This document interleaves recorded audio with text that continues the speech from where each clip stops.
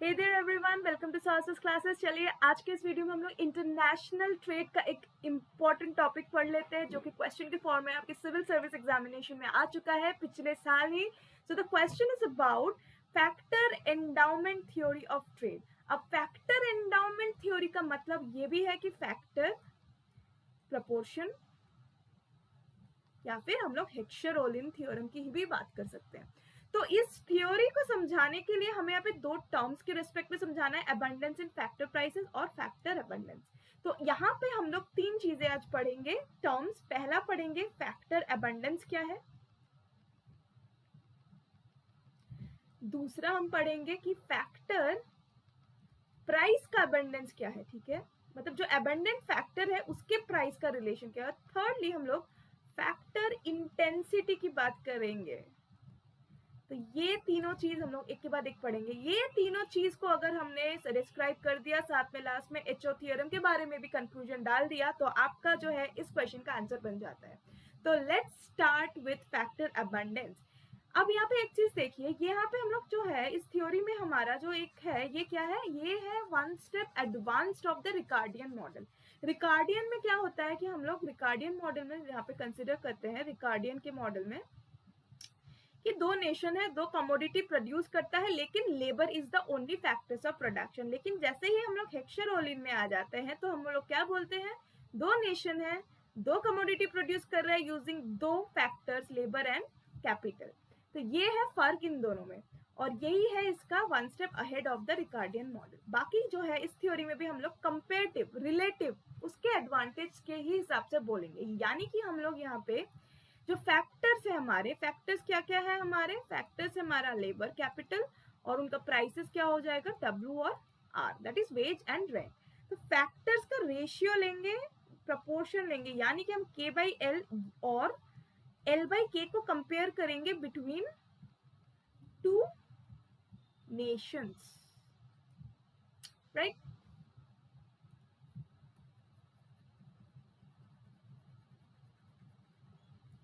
Okay, तो अभी इसका मतलब, तो फिर इसका मतलब जो अबंडेंट फैक्टर है, इसका मतलब ये है कि कौन से नेशन में रिसोर्स रिच है, रिलेटिव सेंस में, रेशियो के सेंस में, क्योंकि रिसोर्स यहाँ पे हम लोग दो फैक्टर्स ऑफ प्रोडक्शन की बात करें, लेबर और कैपिटल। सो कौन से नेशन में capital with respect to labour ज्यादा है देन द अदर नेशन, वो हो जाएगा हमारा फैक्टर अबंडेंट नेशन। मतलब किसी नेशन में अगर K by L ज्यादा है than the other nation, so the first nation is capital abundant। लेकिन अगर दूसरा नेशन लेबर ज्यादा है कैपिटल से, तो वो हो जाएगा लेबर अबंडेंट। तो ये हम लोग एक एग्जाम्पल से समझ लेते हैं। मान लीजिए दो नेशन कंसिडर करते हैं, यूएस एंड मैक्सिको। अगर मैंने लिखा तो यूएस एंड मैक्सिको में के और एल हमारा क्या है, कैपिटल और लेबर है प्रोडक्शन के लिए। तो अभी मैंने लिखा, मान लीजिए के बाई एल, यानी कि ये क्या है, capital per unit of labour, मतलब कि कितना कैपिटल यूज हो रहा है लेबर के रिलेटिव में एक प्रोडक्ट को बनाने के लिए इन यूएस। इसको अगर हमने बोला ग्रेटर देन के बाई एल इन मैक्सिको, तो इसका क्या मतलब होगा, इसका मतलब ये है कि यूएस में लेबर के रिस्पेक्ट में कैपिटल ज्यादा यूज हो सकता है क्योंकि वहां पे ज्यादा है, वेयरएज मैक्सिको में कैपिटल कम है लेबर के मुकाबले, इसलिए कैपिटल जो लेबर का रेशियो यूएस में क्या है, ज्यादा है देन मैक्सिको। तो मैं यहाँ से क्या कंक्लूड कर सकती हूँ कि US is capital abundant nation than Mexico. ये हो गया मेरा एक कंक्लूजन। ठीक, इसका उल्टा फिर मैं क्या बोल सकती हूँ, इसका मतलब अगर कैपिटल ज्यादा अबंडेंट है यूएस में, इसका मतलब लेबर ज्यादा अबंडेंट है मैक्सिको में, क्योंकि हम इसका रेशियो उल्टा कर देंगे तो क्या दिखेगा, मान लीजिए इसका रेशियो उल्टा कर देंगे तो ये एल बाई के कर देंगे, तो मैक्सिको में ये ज्यादा होगा देन द यूएस। तो इसका मतलब क्या है, labour with respect to capital ज्यादा है मैक्सिको में, सो ये बना देता है मैक्सिको को labour abundance nation than US. So, ये हो गया हमारा कॉन्सेप्ट ऑफ लेबर अबंडेंस। अब हम लोग फैक्टर प्राइस की बात करते हैं। लेबर का मतलब है वेज देंगे हम उनको, और कैपिटल का मतलब है रेंट देंगे हम उनको। यानी कि अगर मैं के बाई एल उनके बारे में बोल रही हूँ, तो उनका रिलेटिव प्राइस रेशियो क्या हो जाएगा मेरा, आर बाई डब्ल्यू।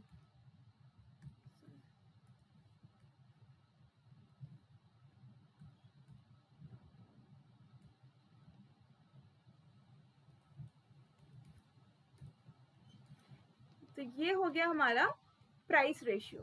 तो ये क्या है, फैक्टर का रेशियो, और ये है फैक्टर प्राइस का रेशियो। तो अब इसका क्या कॉन्सेप्ट है, जिस नेशन में जो फैक्टर ज्यादा अबंडेंट होगा, ज्यादा अवेलेबल होगा, ऑब्वियसली उसका प्राइस कम होगा, वो चीपर होगा। तो यानी कि जो नेशन जिस फैक्टर में अबंडेंट है, वो फैक्टर प्राइस उसका कंपैरेटिवली चीपर है, राइट। तो ये जो रिलेटिव, ये जो फैक्टर अबंडेंस है, इसको हम लोग रिलेटिव फैक्टर प्राइस से एक्सप्लेन कर सकते हैं। यानी कि जो मैंने आपको यहाँ पे बताया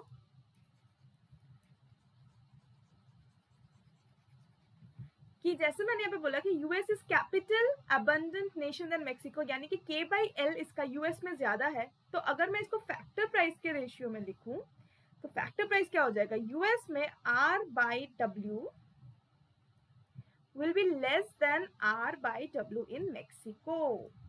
यानी कि क्योंकि US relatively capital abundant nation है, तो वहां पे रेंट चीपर होगा, तो इसीलिए जो रेंट टू वेज का रेशियो है वो कम होगा यूएस में कंपेयर टू मेक्सिको, जहां पे रेंट ज्यादा देना पड़ेगा कैपिटल के, क्योंकि वो स्कार्स है।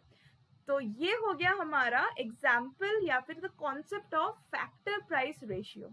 इसको समझने के लिए आप नीचे देख सकते हैं, यहाँ पे जब मैंने इंक्लूड किया हुआ है कि since Mexico is abundant in labor, the labor will be cheaper in Mexico than US, so W by RM is less than W by R US। यहाँ पे वेज रेंटल रेशियो बोला है, और मैंने आपको यहाँ पे रेंटल वेज रेशियो दिखाया, क्योंकि रेंटल वेज रेशियो कम है यूएस में, इसीलिए वेज रेंटल रेशियो मेक्सिको में कम होगा, ठीक है। और इसका मतलब क्या हो जाएगा, यूएस में कैपिटल इज रिलेटिवली चीपर और मेक्सिको में लेबर इज रिलेटिवली चीपर। तो यहां से हमारा कॉन्सेप्ट आ जाता है अब तीसरा, जो मैंने बोला था आज हम लोग पढ़ेंगे, दैट इज अबाउट इंटेंसिटी। अब जिस नेशन में जो चीज अबंडेंट है, अगर वो सस्ता मिल रहा है, तो मैं चीज प्रोड्यूस करने के लिए उसी को ज्यादा यूज करूंगी। यानी कि यूएस में अगर मैं एक्स कमोडिटी बना रही हूँ, और यूएस में मैं कैपिटल अबंडेंट नेशन है, तो मैं एक्स कमोडिटी को बनाने के लिए लेबर के कंपैरिजन में कैपिटल को ज्यादा यूज करूंगी। यानी कि मैं कोई एक प्रोडक्ट बनाने के लिए जिस फैक्टर को ज्यादा यूज करूंगी, वो हो जाता है दैट पर्टिकुलर फैक्टर इंटेंसिव। यानी कि अगर मैंने एक्स कमोडिटी यूएस में कैपिटल ज्यादा यूज करके बनाया दैन लेबर, तो वो प्रोडक्ट मेरा हो गया कैपिटल इंटेंसिव प्रोडक्ट। वेरएज अगर मैंने एक कमोडिटी, मान लीजिए वाई कमोडिटी को ज्यादा लेबर से बनाया कंपेयर टू कैपिटल, तो वाई गुड हो गया मेरा लेबर इंटेंसिव गुड या commodity. So this is the meaning of intensity, factor intensity. यानी कि जो देश जिस पर्टिकुलर फैक्टर में अबंडेंट है relative to the other factor, that nation is going to use particular input in production of the commodity, and that commodity will be that particular input intensive. So this is the concept. So let's understand using this graph. Okay, so in front of you there are two commodities, okay, X commodity and Y commodity, which are produced by using labor and capital. अब यहाँ पे जो example है आप देख सकते हैं, यहाँ पे K by L रेशियो लिया गया है X का। तो बोल रहे हैं कि 2 यूनिट ऑफ कैपिटल लिया है और 10 यूनिट जो है हमारा लेबर लिया गया है। यानी कि X कमोडिटी बनाने के लिए 1/5 है इसका कैपिटल लेबर रेशियो, और वाई कमोडिटी बनाने के लिए 1/2 है कैपिटल लेबर रेशियो। तो यहां से आप अंदाजा लगा सकते हैं कि कौन से में ज्यादा लग रहा है। From here it is very clear that 1/2 is greater than 1/5। यानी कि K by L to produce y commodity is greater than k by l to produce x commodity, यानी कि कैपिटल को ज्यादा यूज किया गया है लेबर के कंपैरिजन में y बनाने के लिए देन x बनाने के लिए, तो यहां से मैं क्या बोल सकती हूँ, y इज कैपिटल इंटेंसिव, यानी कि x जो है हमारा दैट इज लेबर इंटेंसिव। ये हो गया फैक्टर इंटेंसिटी। तो जल्दी से समराइज कर लेते हैं। तो फैक्टर अबंडेंट मतलब कि जिस नेशन में रेशियो ऑफ फैक्टर ज्यादा है k टू l या l to k comparing two nations, तो वो हो जाता है capital abundant, richness, resource richness. और नेक्स्ट है कि हमारा फैक्टर प्राइस का रेशियो, यानी कि जिस नेशन में जो पर्टिकुलर फैक्टर ज्यादा है उस वो चीपर होगा, तो उस हिसाब से ठीक उसका उल्टा हो जाएगा उसका फैक्टर प्राइस रेशियो, यानी कि लेबर टू कैपिटल करेंगे तो वेज टू रेंट रेशियो होगा, या कैपिटल टू लेबर करेंगे तो रेंट टू वेज रेशियो होगा।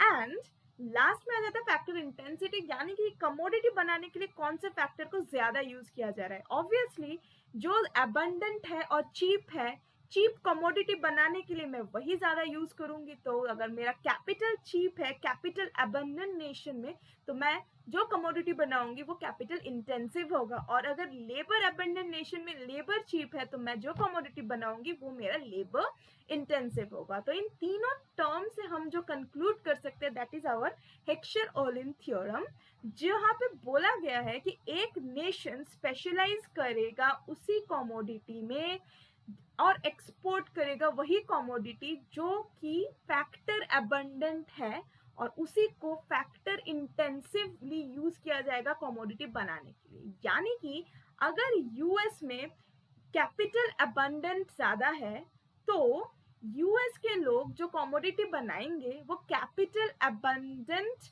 नेशन की वजह से कैपिटल इंटेंसिव कमोडिटी बनाया जाएगा और एक्सपोर्ट किया जाएगा। वेर एज अगर मेक्सिको की बात करूं तो वो लोग लेबर अबंडेंट है तो कमोडिटी बनाने के लिए लेबर इंटेंसिव टेक्निक यूज किया जाएगा और वो लोग लेबर इंटेंसिव गुड ही एक्सपोर्ट करेंगे। तो हेक्सचर-ओलिन थ्योरम को अगर हम एक लाइन में बोले तो it states that a nation will export that commodity win which they have factor abundant and will use that commodity intensively to export, whereas will import that commodity in which they do not have factor abundance या फिर they cannot use the factor intensively। तो ये हो गया हमारा हेक्सचर-ओलिन theorem, which we can read it from here.